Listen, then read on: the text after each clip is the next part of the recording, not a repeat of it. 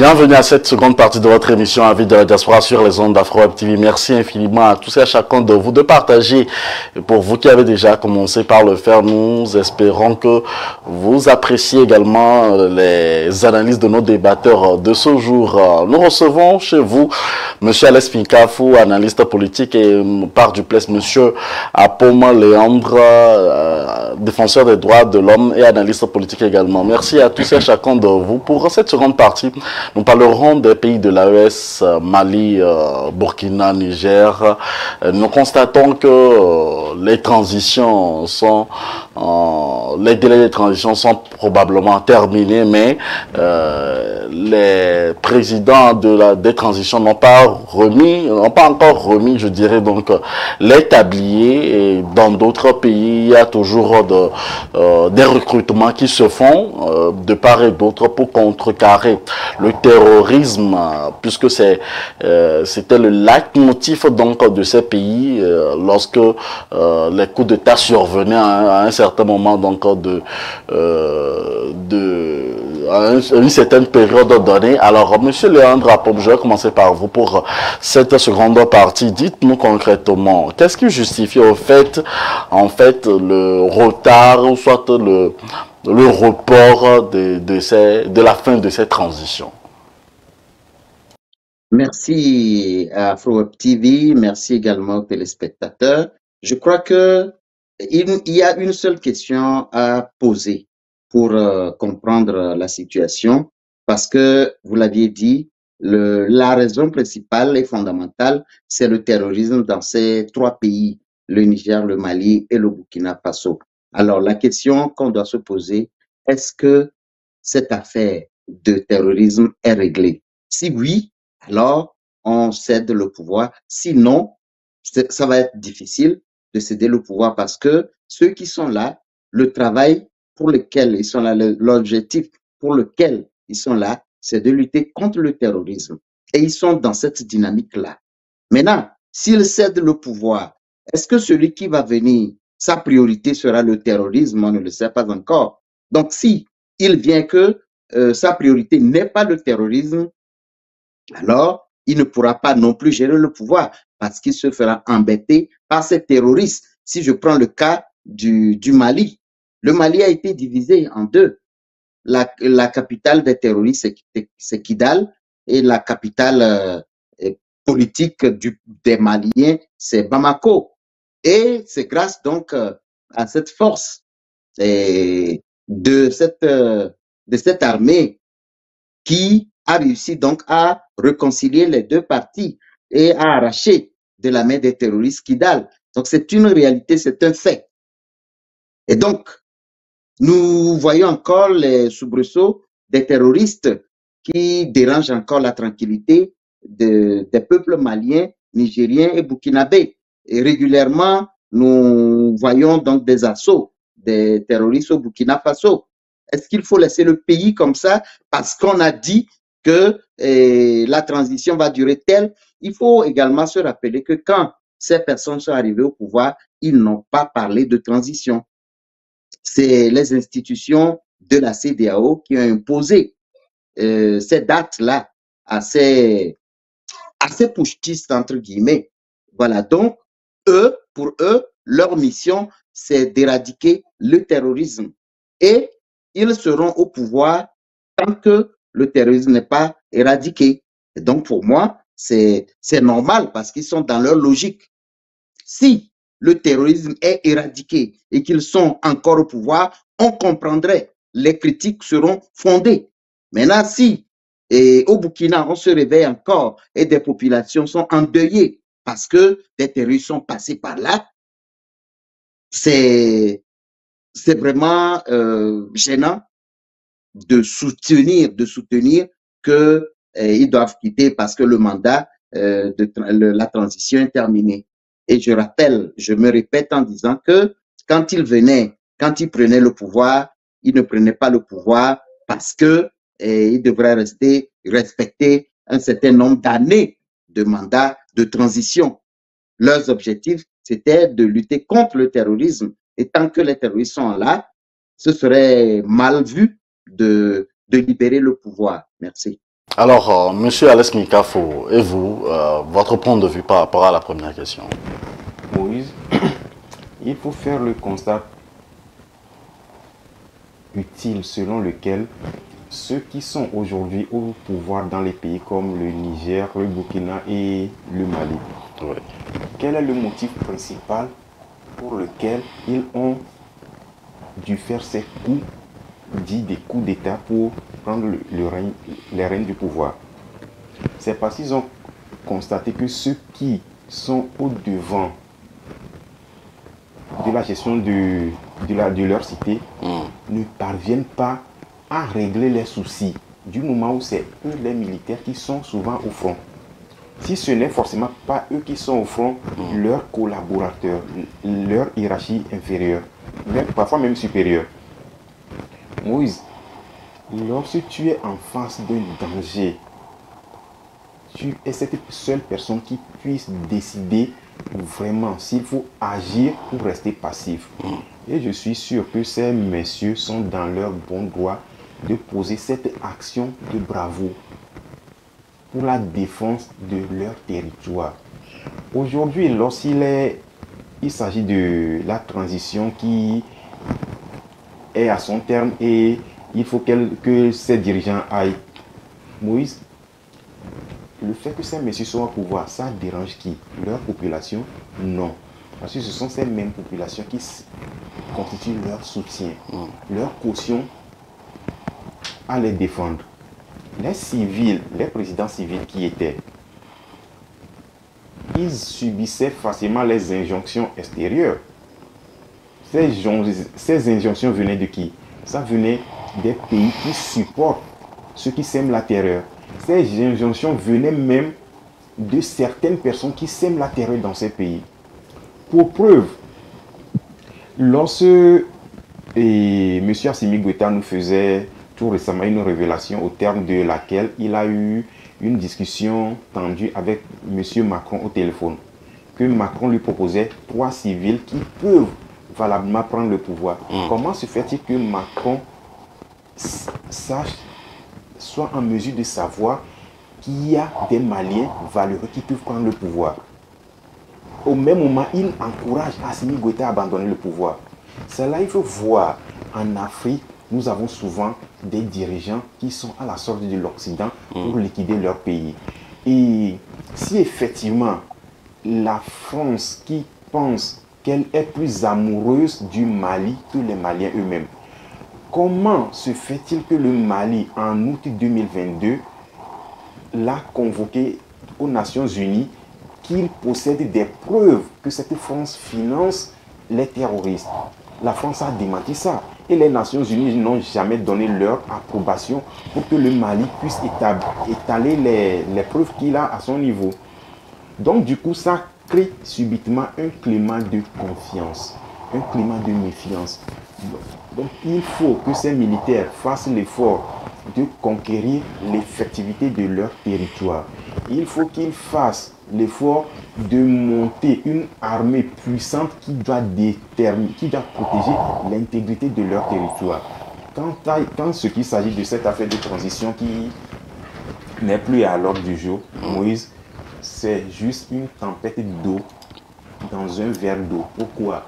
Personne ne peut aimer l'Afrique mieux que les Africains. Donc toutes les gesticulations de l'Occident, des pays occidentaux, précisément ce pays dont tout le monde connaît, les autorités actuelles de l'AES ne doivent pas tenir compte de cela. Si vraiment ils veulent faire une mission noble, Si vraiment ils veulent faire une mission noble, la mission c'est la sécurité d'abord. Ils peuvent aussi, d'aucuns disent, qu'ils peuvent aussi libérer la planche et donc permettre à ce qu'un civil prenne leur place et prendre la lourde responsabilité qu'ils ont dans les armées pour protéger les peuples. Et comme d'habitude, monsieur Léandre Apom, qu'en dites-vous? Oui, ce n'est pas possible parce que vous voyez, dans la gestion d'un pays, il y a des ordres hiérarchiques, c'est-à-dire que il y a le président de la République, il y a le Premier ministre, il y a l'Assemblée nationale, il y a le ministère de la Défense et il y a maintenant les officiers qui sont sur le terrain, qui organisent donc la sécurité intérieure et extérieure du pays. Et avant qu'ils ne prennent une décision, il faut que l'ordre remonte, il faut que l'ordre monte jusqu'au chef suprême des armées, qui est le président de la République, qui étudie la question avant donc de faire redescendre l'ordre. Et tout cela, pendant que cet ordre monte et redescend, il y a des populations qui meurent. Voilà pourquoi l'armée a donc compris que pour faciliter les choses, il faut qu'il soit donc aux ordres, aux commandes, pour faciliter, en tout cas, les décisions et agir dans l'immédiat sur le terrain. Parce que si c'est un gouvernement civil qui est au pouvoir, il faudrait d'abord soumettre la demande à son ministère qui l'envoie au Premier ministre et le Premier ministre qui le met sur approbation du chef de l'État et de le refaire descendre peut-être par le Parlement afin que le Parlement puisse discuter de la nécessité de prendre tel ou tel acte. Et pendant tout ce temps, les terroristes prennent le temps donc de semer la terreur et de faire encore des victimes.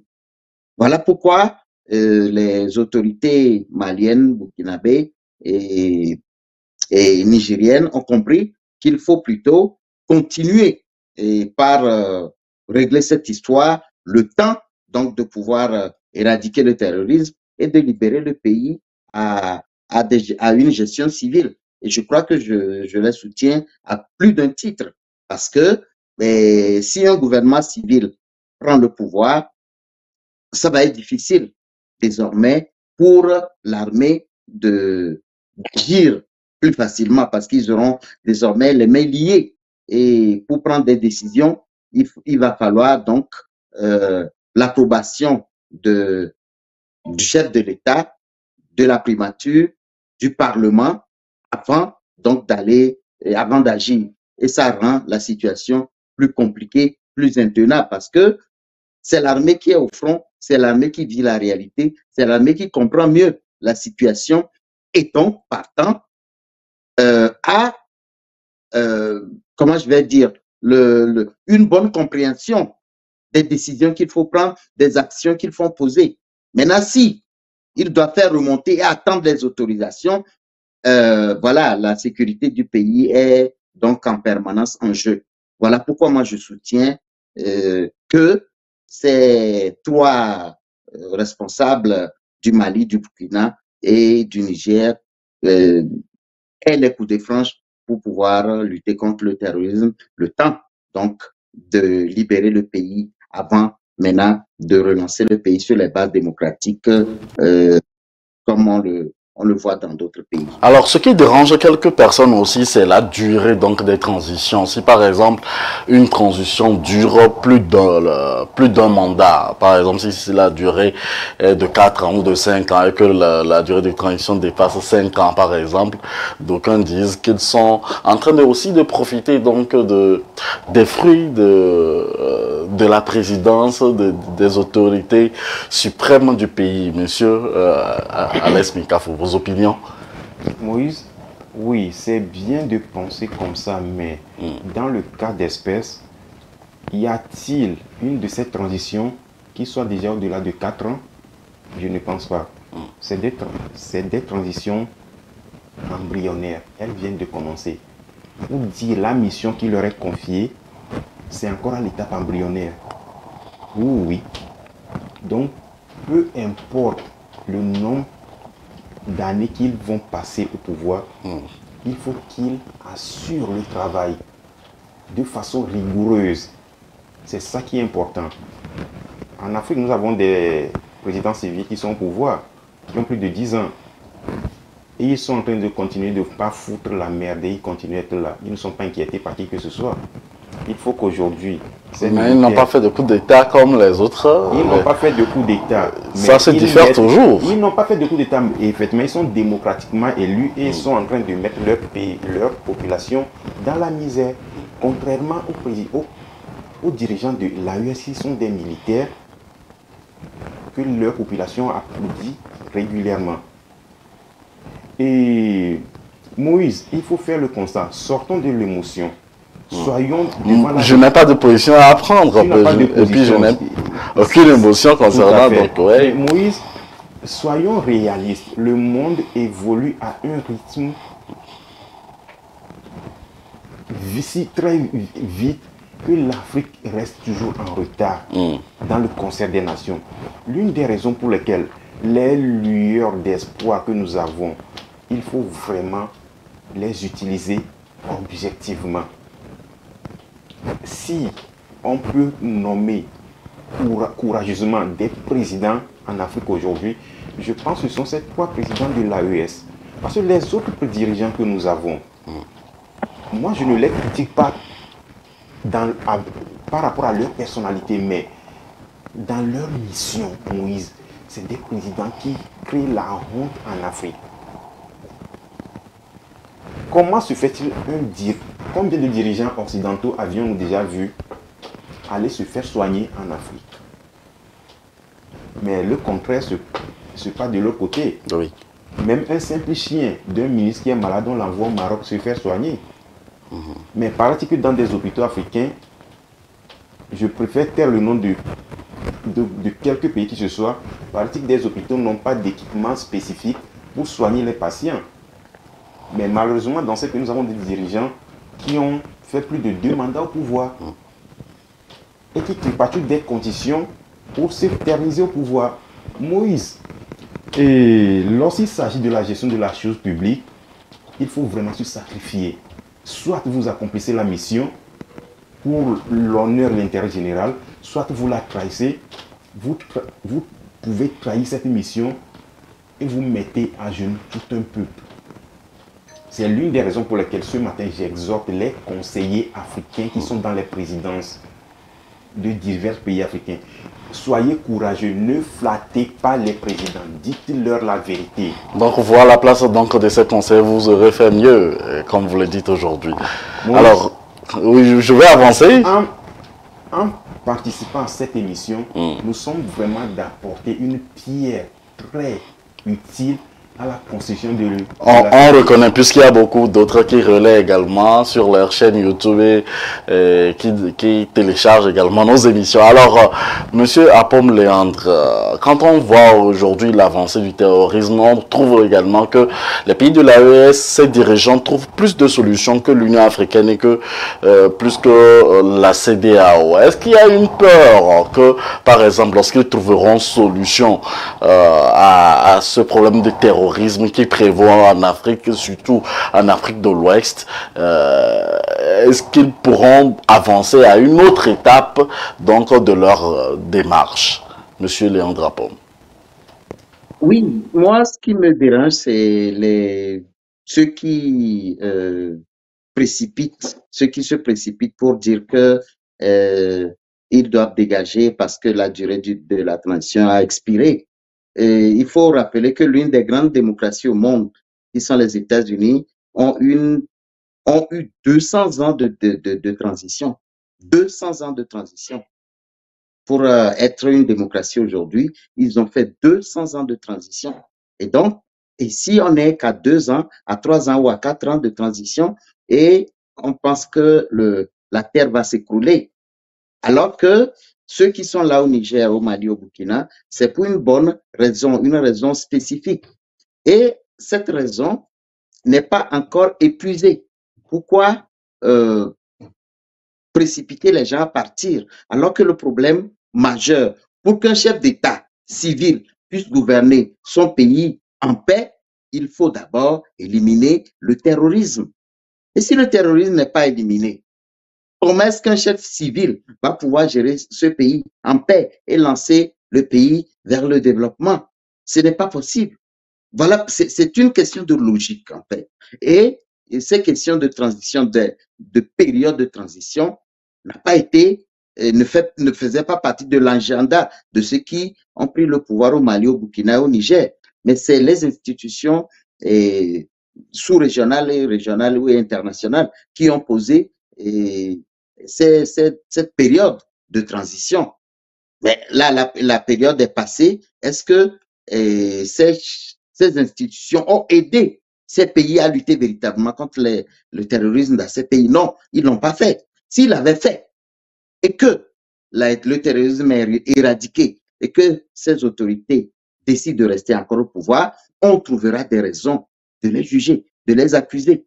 Mais la CEDEAO les a abandonnés. Pire, ils les ont sanctionnés au moment où ces pays sont en proie au terrorisme. Au lieu qu'ils soient aidés, qu'ils soient soutenus par la CEDEAO, par l'Union africaine et la communauté internationale, ils ont été abandonnés, laissés pour compte. Et aujourd'hui, ils les accusent de pouvoir s'éterniser au pouvoir. C'est une hypocrisie. Et il faut le dire à haute voix que c'est une pure hypocrisie. Et ceux qui le font, ils le font contre la volonté du peuple. Parce que si vous suivez l'actualité, vous allez vous rendre compte que le peuple est derrière. Les peuples du Burkina, du Mali et du Niger sont derrière ces leaders-là. Donc, quand on parle de la démocratie, comment on le définit? C'est la volonté du peuple, c'est le pouvoir du peuple, par le peuple et pour le peuple.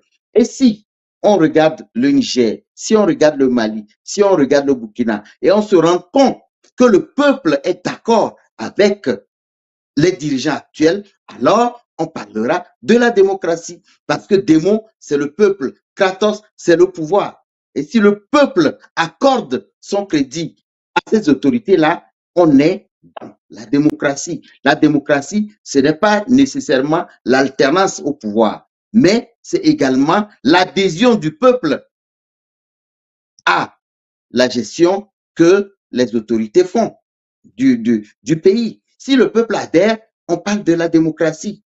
C'est ça, en fait, ce qu'on appelle démocratie. Donc, je dirais que le Niger, le Burkina et le Mali sont en plein dans la démocratie parce que ils adhèrent à cette démarche de ces autorités-là.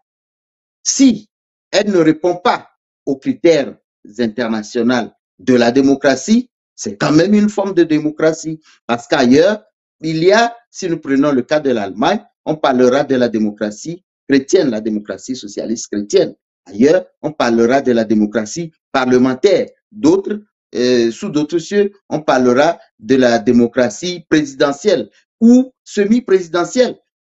Au Burkina, au Mali et au Niger, on parlera de la démocratie populaire tout simplement, ou de la démocratie militaro-populaire, tout simplement. Donc, c'est des formes de démocratie en fonction des réalités de l'heure, en fonction des aspirations du peuple. Et au Mali, Mali, Niger et Burkina, aujourd'hui, on parlera de la démocratie militaro-populaire. Et quand le terrorisme sera battu en brèche, peut-être qu'on parlera, ils définiront le type de démocratie qu'ils voudront encore dans cette nouvelle réalité. Peut-être qu'ils vont choisir une démocratie présidentielle ou une démocratie semi-présidentielle ou une démocratie, comment je vais dire, parlementaire ou une démocratie socialiste chrétienne ou une démocratie socialiste musulmane, je ne sais pas. Mais pour l'instant, le peuple adhère au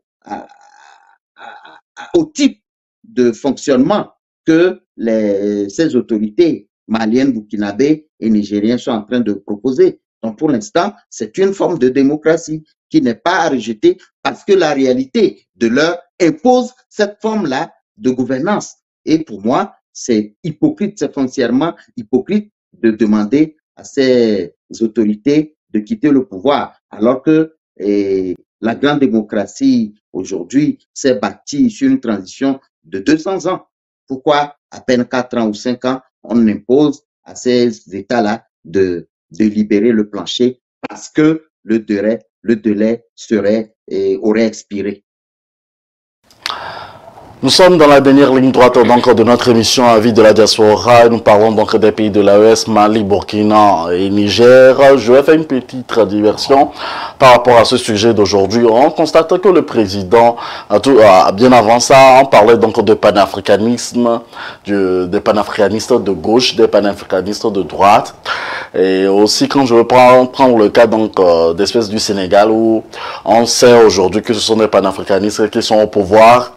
Le président Diomaye Faye, qui rend visite à ses pairs aussi, n'est pas encore allé donc dans ces pays de l'AES. Quelle analyse faites-vous avant la conclusion, donc monsieur Alès Mikafo? Moïse, merci beaucoup. Et par rapport à cette question, procédons ainsi. Lorsque nous prenons les expressions la gauche et la droite, et c'est une expression qui est venue, que moi j'ai connue dans la pratique politicienne française, où il y a le parti de gauche et la droite. Quand il s'agit de l'intérêt de la France, que ce soit la gauche ou la droite, ces nominations, ces appellations disparaissent. Ils travaillent tous de concert, en concertation unique, sinon unie, de façon unanime pour l'intérêt de leur pays. C'est l'une des raisons pour lesquelles les présidents comme Mitterrand n'ont pas pratiqué une politique différente à la présidence d'un président comme à la présidence d'un monsieur comme Chirac. Eux tous, ils ont travaillé pour l'intérêt de la France dans la même logique, tout en étant de gauche ou de droite. Et dans le cas spécifique de l'Afrique, lorsque les Africains disent qu'ils sont panafricanistes de gauche ou panafricanistes de droite, c'est très dangereux pour la stabilité de ce mouvement. Pourquoi? Ça crée la confusion où tout le monde parvient à prendre position en dissimulant les idées les plus malignes pour noyer le mouvement. Pourquoi je suis en train de dire cela, Moïse? Soit tu es panafricain ou soit tu ne l'es pas. Parce qu'il y a aujourd'hui des gens qui se servent de ce mouvement pour se faire du fonds de commerce. Et c'est ça qui est dangereux. C'est l'une des raisons pour lesquelles M. Macron, sinon les Occidentaux, les politiciens français, peuvent se permettre d'approcher certains leaders d'opinion africains en les qualifiant de panafricanistes. Or, les Africains ne voient pas ces leaders dans cette même logique. C'est là où l'Afrique risque de se faire avoir encore par ses propres fils qui cachent leur supercherie. Et je vais prendre le cas spécifique du Sénégal. Moïse, j'ai suivi plusieurs fois les déclarations de M. Mélenchon à l'encontre du Sénégal. J'ai suivi une fois avec déception les prises de position de M. Mélenchon à l'encontre du Mali, lorsque le Mali mettait dehors l'ambassadeur de France. M. Mélenchon a été catégorique, ferme contre les autorités actuelles du Mali, au motif que ces autorités ont pu mettre dehors un ambassadeur français. Mais ce même Mélenchon, avant cette transition malienne, il prétendait défendre la cause des Africains sous toutes ses formes. Mais ça n'a pas été le cas. C'est là où j'ai constaté que, les Africains, vraiment nous sommes dans l'émotion, et toutes les personnes mal intentionnées qui ne veulent que nos richesses parviennent à nous berner. C'est l'une des raisons pour lesquelles ces expressions, à panafricanisme de gauche ou de droite, doivent être bannies le plus tôt possible. Oui. Sinon, et comment se fait-il que le nouvel homme fort du Sénégal, qui réveille de son sommeil comme ça, est surpris de devenir président? Le fait qu'il n'ait pas eu le courage de visiter l'un des pays de l'AES jusqu'à ce jour crée une situation de méfiance immédiate entre le Sénégal actuel sur le plan politique et les dirigeants de l'AES. Ousmane Sonko, il n'est pas aujourd'hui un premier ministre qui travaille de façon... qui n'est pas en cohabitation. Il n'est pas en cohabitation avec M. Diomaye Faye. Ils travaillent ensemble. C'est l'une des raisons pour lesquelles moi, je ne peut plus leur donner mes cautions du moment où on les avait tous soutenus ici. Juste à la veille, juste le lendemain de leur élection, Moïse, nous avions tenu une émission ici. J'ai fait la conclusion relative au fait que les autorités sénégalaises, quelles qu'elles soient, ont toujours été loyales à la France. Je pense que ces deux messieurs sont toujours dans cette logique. Ça, c'est mon point de vue personnel, Moïse. Alors, la même question pour monsieur Léandre Apomé, nous allons conclure. Merci. Moi, j'ai un avis contraire à celui de mon copanéliste Makafou parce que ils viennent de prendre le pouvoir. Ils n'ont même pas encore fait 100 jours et nous les clouons sur la croix. C'est extrêmement dangereux parce que autre chose est d'être dans l'opposition et autre chose est autre réalité est d'être dans l'opposition et c'est autre réalité quand on est au pouvoir, quand on a le pouvoir en main. Il faut comprendre que les arcanes du pouvoir, c'est carrément autre chose. On est dans un autre domaine carrément, quelle que soit la verve incandescente que vous avez quand vous étiez dans l'opposition. Une fois que vous prenez le pouvoir, c'est toute une autre réalité, c'est tout un autre monde qui se met en face de vous. Je me rappelle, Donald Trump, quand il a pris le pouvoir, la première fois quand il est arrivé à la Maison-Blanche, il est ébloui. Il est ébloui, c'est même écrit que voir de loin, c'est petit, mais quand tu te mets en face, c'est autre chose. C'est ça la réalité. Et moi, donc, j'accorde toujours le bénéfice du doute au couple Diomaye Faye et Sonko. Parce que il ne faut pas oublier que le Sénégal, c'est une vieille, c'est un long mariage avec la France. Donc, se débarrasser aussi facilement de la France en quelques jours, il faut faire preuve d'un Hercule. Ce n'est pas aussi facile. Donc, commencer par clouer Diomaye Faye et Sonko, c'est commettre un péché grave. Parce que ce ne sera pas facile pour eux. C'est des étapes. Et les accuser de n'être pas allés rencontrer, de ne pas avoir visité le président de l'AES, on est en train de commettre des erreurs. On ne peut pas aller et prendre le baptême à l'AES pour se faire accepter par la jeunesse africaine. Ce n'est pas encore ça la réalité du pouvoir. Ce n'est pas parce qu'ils n'ont pas visité que c'est un problème. Parce qu'ils sont dans une logique. Ils ne sont pas des militaires. Les conditions dans lesquelles ils ont pris le pouvoir au Sénégal, ce ne sont pas les mêmes au Mali, au Niger, au Burkina. Pourquoi on les accuse aujourd'hui qui ne réagissent pas comme les Maliens et les chefs d'État maliens, burkinabés ou nigériens? C'est deux situations différentes. Et donc, pour moi, il va falloir qu'on les écoute, qu'on les assiste d'ailleurs, qu'on les encourage. Parce que quand vous les aviez écoutés avant d'être président, ils ont dit des choses. Et même, j'ai écouté Diomaye Faye qui a encore parlé du franc CFA. Et ils ont même dit qu'ils vont créer une monnaie locale. Donc, c'est des gens qui ont une situation complètement différente de celle du Niger, du Mali et du Burkina. On ne va pas donc les imposer de se comporter comme ceux du Mali, du Burkina et du Niger. C'est complètement différent. C'est vrai, ils sont panafricanistes, mais le panafricanisme qu'ils ont ne peut pas être calqué, ne peut pas être à l'image du panafricanisme malien. Gbagbo est un panafricaniste. S'il prend le pouvoir, il ne va pas agir comme celui du Mali, du Burkina ou du Niger. Ça va être un panafricanisme complètement dirigé vers une autre réalité. Et c'est pareil pour le Sénégal. C'est des panafricanistes, mais leur panafricanisme va être dirigé contre une autre réalité. Si en Guadeloupe, paix en son âme de vénérer mémoire au Moutoundé, s'il prenait le pouvoir en Guadeloupe, son panafricanisme va être dirigé vers toute une autre réalité. Vous voyez, c'est comme ça que ça devrait fonctionner. Mais on pense que le vrai panafricanisme, c'est celui qui s'accorde à la réalité du Niger, du Mali, du Burkina. Et c'est dangereux, cette analyse que nous faisons.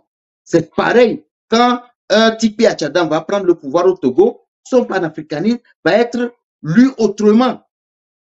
Et il faut comprendre que le panafricanisme est multidimensionnel.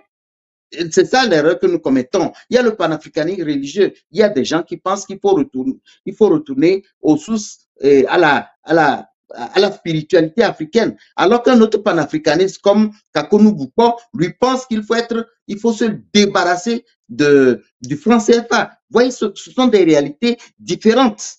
Vous prenez peut-être, c'est un exemple que je donne, hein, un Samuel Eto'o qui est dans le domaine du football. Quand il prend le pouvoir, peut-être qu'on son panafricanisme, c'est de faire rapatrier tous les stars africains qui jouent dans les championnats européens. Vous voyez, donc c'est différent. Mais c'est quand même, c'est toujours un panafricanisme qui rentre dans une dynamique du panafricanisme général. Vous prenez, par exemple, de vénérer mémoire, Kwame Nkrumah, son panafricanisme, c'est également l'éveil de la conscience africaine. Donc, on ne va pas l'accuser que pourquoi il ne travaille pas avec Olympio, parce que si vous faites un retour en arrière, Sylvanus Olympio et Kwame Nkrumah ne s'entendent pas sur le type du panafricanisme qu'il fallait. Et le panafricanisme, selon Sylvanus Olympio, c'est d'abord de se libérer du joug économique occidental. Alors que Kwame Nkrumah, c'est d'abord pour lui, c'est réunir les leaders africains. Vous voyez, et ils ont organisé des conférences dans ce sens. Donc, on ne va pas accuser Diomaye Faye et Sonko aujourd'hui parce qu'ils ne réagissent pas comme les Maliens ou les Burkinabés ou les Nigériens réagissent. Je l'ai dit, le Sénégal, c'est un vieux mariage entre la France, avec la France.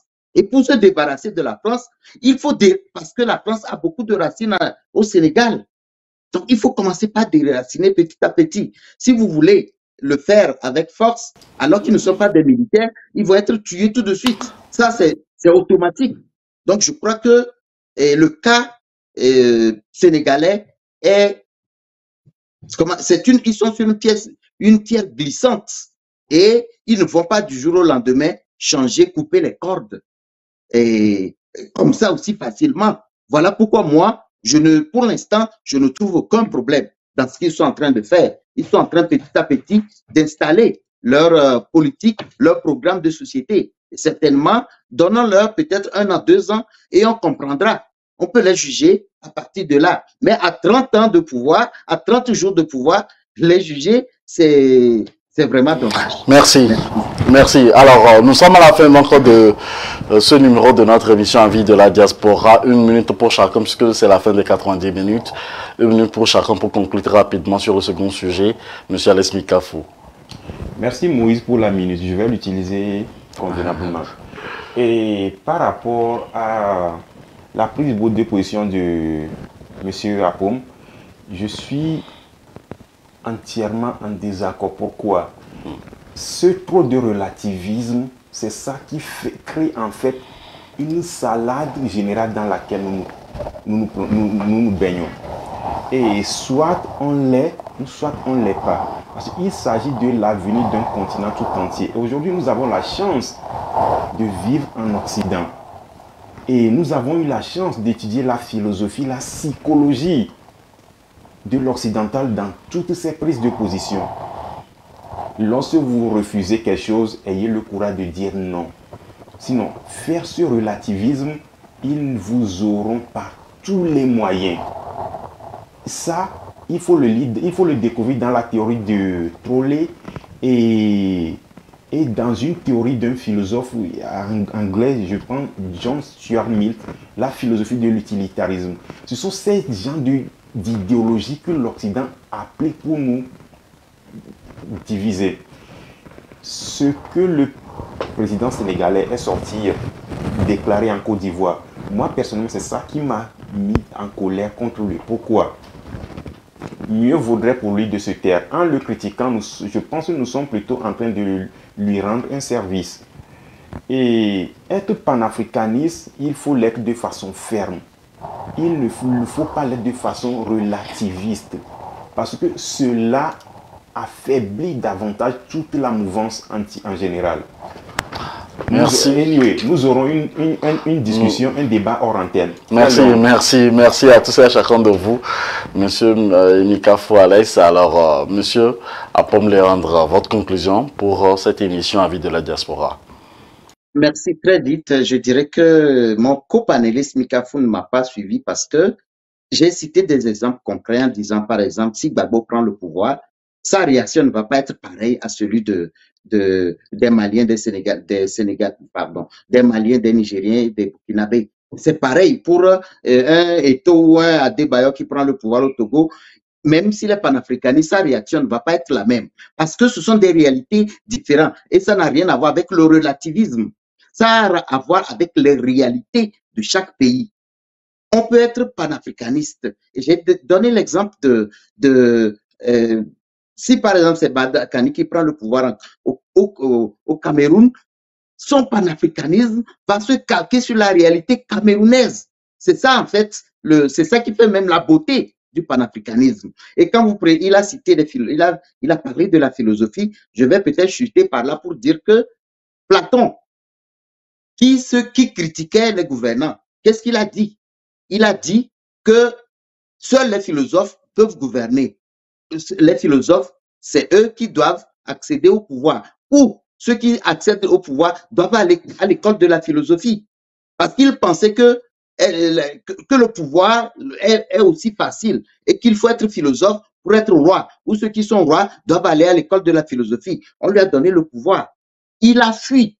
Il n'a pas pu rester au pouvoir. Platon a fui parce qu'il a découvert les arcanes du pouvoir. Il s'est rendu compte que c'est toute une réalité différente de ce que nous voyons. C'est comme quand vous allez au terrain pour voir un match. Vous jouez mieux que ceux qui sont sur le terrain. C'est ça la réalité. Voilà pourquoi moi, je ne jette pas le discrédit ni sur Diomaye ni sur Sonko. Pour l'instant, je les jugerai peut-être à mi-mandat ou à la fin de leur mandat. Ils n'ont pris le pouvoir qu'à peine 30 jours et déjà on les crucifie. C'est ça qui est dangereux. Il n'y a pas de relativisme. Il n'y a pas eu de relativisme dans mon intervention. Il y a eu plutôt du réalisme. Et quand on pense qu'il a parlé de l'Occident avec tout ce qu'on connaît de l'Occident, mais il a oublié, Alex, de dire que avant que la démocratie ne s'installe en Occident, il y a eu cette divergence-là, il y a eu ces débats. Voilà pourquoi on a parlé de l'agora. L'agora, c'est les endroits où les Grecs s'asseyaient pour se critiquer sur le type de politique, sur la forme de gouvernance qu'il faut. Il y a eu ces débats-là dans le passé. Nous, quand la démocratie arrive en Afrique, on n'a pas eu cette opportunité de faire ces débats avant. Et si aujourd'hui, l'occasion nous permet de faire ces débats, c'est de bonne guerre. Parce qu'à partir donc de ces débats, nous allons pouvoir sortir les bonnes résolutions. Il y a eu de grands débats en Occident sur le type de démocratie qu'il faut asseoir. Et en France, ça continue. Quand il y a une loi qui va être votée, il y a des débats toujours qui se mettent en place et il y a des oppositions.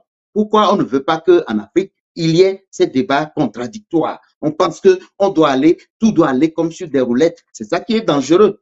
Si on veut bâtir une Afrique forte, il faut permettre qu'il y ait des débats contradictoires. Merci. Il faut permettre qu'il y ait des gens qui voient autre chose que nous, qu'on ne soit pas toujours enfoncés dans le même panier. Sinon, nous allons toujours tous aller à la dérive. Merci. Merci à tous et à chacun de vous de nous avoir suivis pour ce numéro. Monsieur Léandre Apom, vous êtes analyste et défenseur des droits de l'homme. Monsieur Mika Foualès, analyste politique. Merci à vous tous qui allez partager donc les coupures disponibles sur notre chaîne YouTube. Si vous n'êtes pas encore abonné, ce sera le moment de le faire et d'étendre donc la famille de notre chaîne AfroWeb TV. On se retrouve pour un autre numéro, peut-être dans une autre émission avec le même plaisir. Bonne suite de nos programmes sur AfroWeb TV. Bye. Voulez-vous sponsoriser l'une de nos émissions sur AfroWeb TV? Au contraire,